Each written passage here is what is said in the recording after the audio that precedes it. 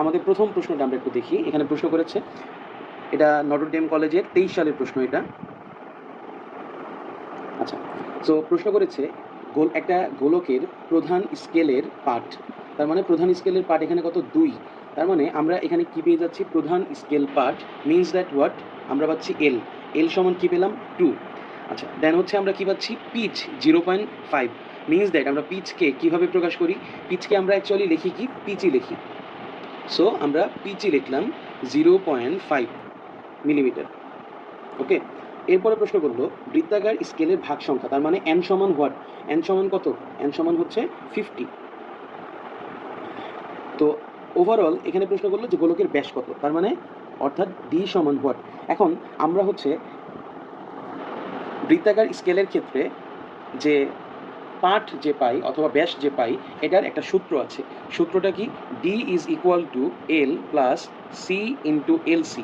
So এখানে এলটা হচ্ছে প্রধান স্কেল পার্ট, সি যেটা এটা হচ্ছে ভাগ সংখ্যা, এটা হচ্ছে বৃত্তাকার স্কেলের ভাগ সংখ্যা, এবং এল সি এটা হচ্ছে লিস্ট কাউন্ট, বা এটা কি বলতো, এটা হচ্ছে ন্যূনাঙ্ক। তার মানে এখানে কিন্তু আমি এল এর মানও পেয়ে গেছি, দেন সি এর মান আমাদের এই যে এন সমান ভাগ সংখ্যা আছে, শুধু আমাদের নাই কোনটা, এটা হচ্ছে ন্যূনাঙ্ক অথবা এলসি।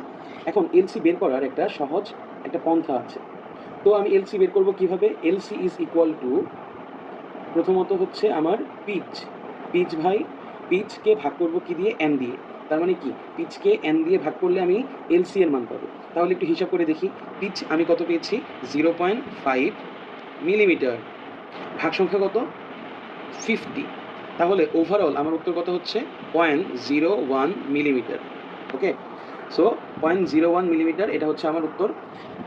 এখন আমরা কিন্তু এলসি এর মান পেয়ে গেলাম। তো ওভারঅল আমি এখন যদি বের করতে চাই, কিসের মান বের করব, আমি এখন বের করব ডি এর মান অথবা ব্যাস।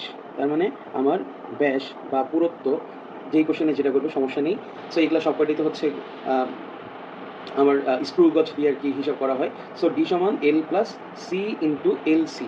তো এল এর মান আমার কত, এল এর মান হচ্ছে প্রধান স্কেল পার্ট 2, দেন হচ্ছে সি এর মান কত, সি এটা হচ্ছে ভাগ সংখ্যা কত 50 ইন্টু এলসি, এই যে এলসি এইমাত্র যে বের করলাম 0.01 মিলিমিটার। তাহলে আমি যদি এই গুণটা করি আমি কত পাবো 0.5, তাহলে 2 মিলিমিটার প্লাস হচ্ছে আমার 0.5 মিলিমিটার, তাহলে আলটিমেটলি কত হবে 2 plus 0.5 is equal two 2.5 millimetre.